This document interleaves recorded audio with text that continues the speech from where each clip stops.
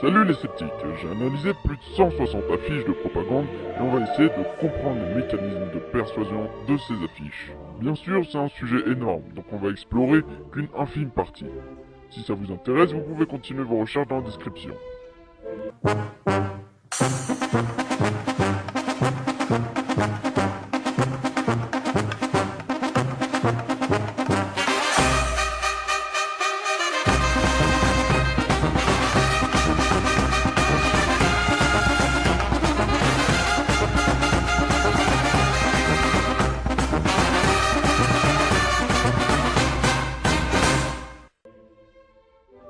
Propagande du mot propaganda qui veut dire en latin.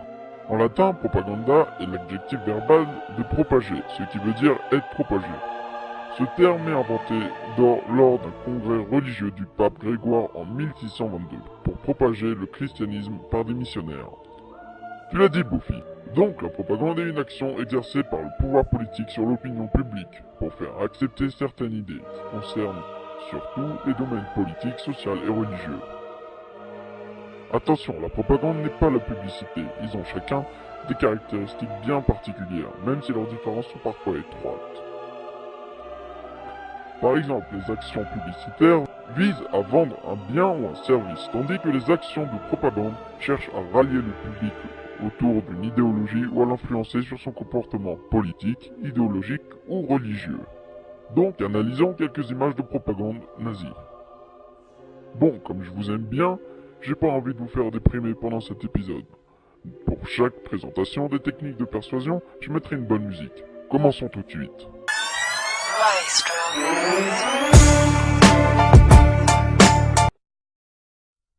Comme pour cette affiche de 1940, les juifs sont présentés comme des diables qui veulent prendre possession du monde.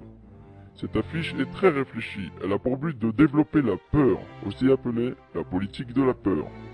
Un public qui a peur est en situation de réceptivité passive et admet plus facilement l'idée qu'on veut lui inculquer. En gros, quand le peuple a peur, il est prêt à adopter les mesures du gouvernement qui visent à réduire ses libertés.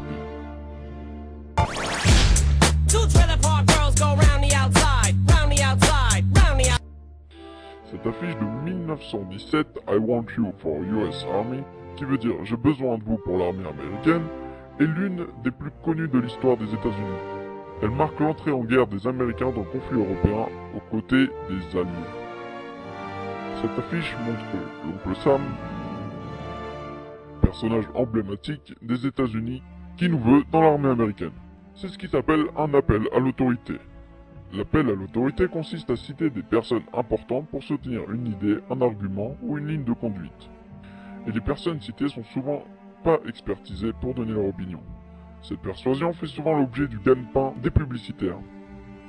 Comme pour cette pub Expresso par exemple, où George Clooney apparaît. C'est un acteur, pas un barista. Barista est un terme d'origine italienne qui désigne une personne derrière un comptoir, servant à la fois des expressos et des boissons alcoolisées.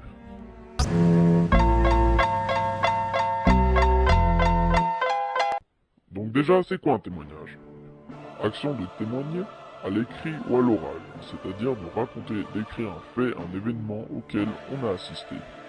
Merci Buffy. Avec les jolis sourires des jeunes filles qu'on voit dans ces photos, surtout de la Corée du Nord, il y a plusieurs points que partagent ces photos. 1. Ils ressentent tous un sentiment fort. 2. Le langage utilisé est souvent à la première personne. L'identification. C'est beaucoup plus simple de se mettre à la place de quelqu'un qui te partage directement son émotion, ou quelqu'un qui te parle à la première personne. Prochain.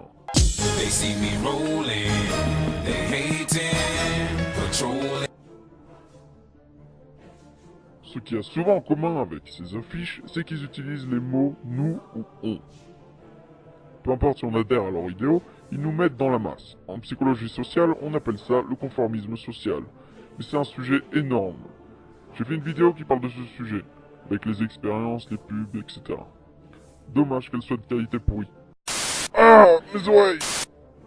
Bon, je vais quand même vous résumer la vidéo, pour ceux qui ne seraient pas masochistes. Ah, mes oreilles!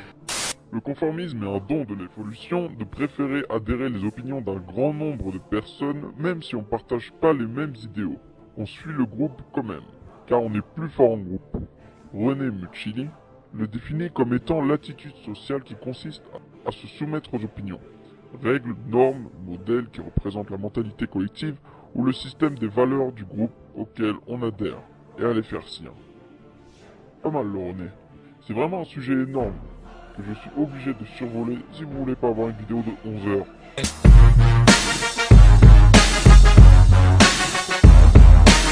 La redéfinition ou le révisionnisme est le fait de jouer avec la linguistique, redéfinir des mots ou essayer de falsifier l'histoire de façon partisane, attachée à une cause.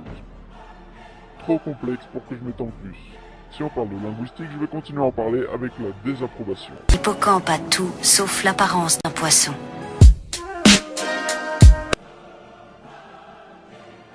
C'est le fait de déformer l'idée de l'adversaire pour que le public désapprouve l'idée et la rejette sans même l'étudier. Je connaissais cette technique sur un autre nom, le sophisme de l'épouvantail, ou l'homme de paille. C'est très facile de ridiculiser les arguments de l'adversaire. On n'a qu'à essayer, par exemple. Même aujourd'hui, les gens essayent de ridiculiser l'évolution. L'évolution, c'est des conneries. Quoi? Mais qu'est-ce que c'est que ces conneries? Et pourquoi je t'ai autant caricaturé? Bah tu sais, toi et tes clichés sur les conspirationnistes. Bon, d'accord, c'est quoi tes arguments contre l'évolution? C'est juste ridicule, on n'est pas des singes. Oula, non, tu sais, la sélection naturelle, c'est plus compliqué. La sélection naturelle correspond à l'influence qu'exercent certains facteurs environnementaux sur la survie individuelle ou la reproduction. Oh ta gueule, c'est n'importe quoi et puis c'est tout. On n'est pas des macaques. Oh. Bon, j'espère que vous avez compris, parce que je me suis fait chier au montage. Prochain.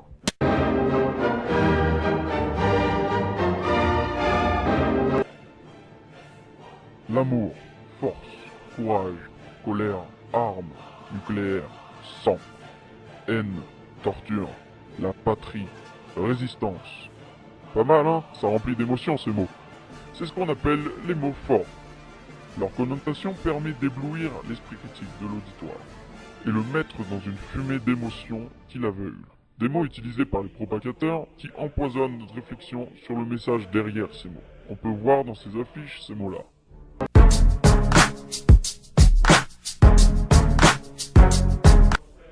Peut-être dans le titre, il s'agit de ne pas préciser les informations avancées ou par exemple ne pas citer ses sources pour compliquer la recherche du spectateur. Cette technique rappelle beaucoup celle de la simplification exagérée. Les problèmes, on sait, ne sont pas tous manichéens. C'est-à-dire les choses ne sont pas soit noires, soit blancs. Ouh, monsieur connaît des mots compliqués. Et la simplification exagérée consiste à simplifier les choses de façon exagérée. Bravo, capitaine Obvious. Tu vas la fermer, oui? Bon, je vous donne un exemple. Cette image de 1919 illustre le bolchevisme qui simplifie le marxisme et le communisme, en montrant une image du mec qui a l'air fou, mal rasé, avec un couteau entre les dents. Ça, c'est la simplification.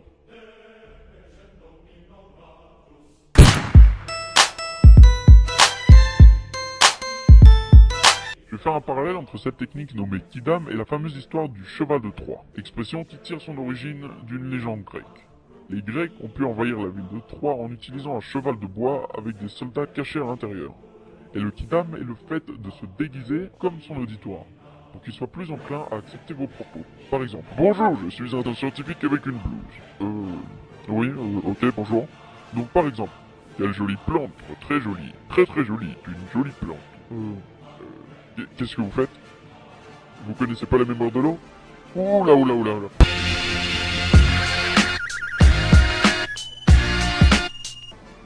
Entre les deux guerres, un groupe de scientifiques ont formé un institut, Institute for Propaganda Analysis. On a classé quelques principes qui s'appellent les leviers.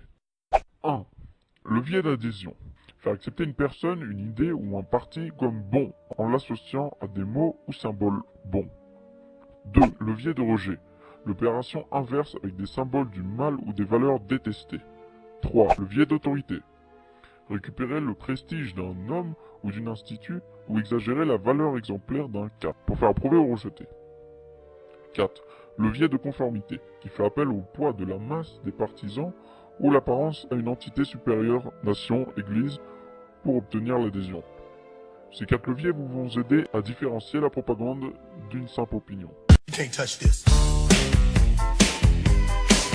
touch this. Le slogan est une petite phrase qui s'accroche très facilement à l'esprit, un peu comme un gimmick. Si ça vous intéresse, je vous propose une vidéo d'Horizon Gull. Les publicités à gimmick resteront prioritaires sur notre pile de papier. Le logo sonore sert à l'association marque musique. J'adore Force ce de mec. répétition, le clic. Shutting it down, good lord. Baby got 'em open all. On a appris dans une ancienne vidéo sur le pouvoir des mots grâce à une expérience de Loftus et Palmer. En gros, ils ont testé un texte sur plusieurs sujets, ils ont vérifié l'influence des mots sur eux. Et ben là c'est l'inverse. Le glissement sémantique c'est justement d'essayer de diminuer l'effet émotionnel sur des mots. Quelques exemples pour que vous captez.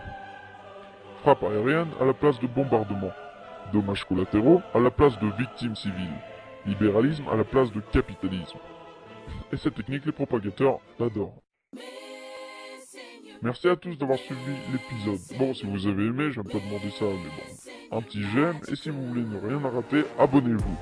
Ironique pour une vidéo sur la propagande. Allez, à bientôt, et n'oubliez pas d'affiner votre esprit critique. Listen up.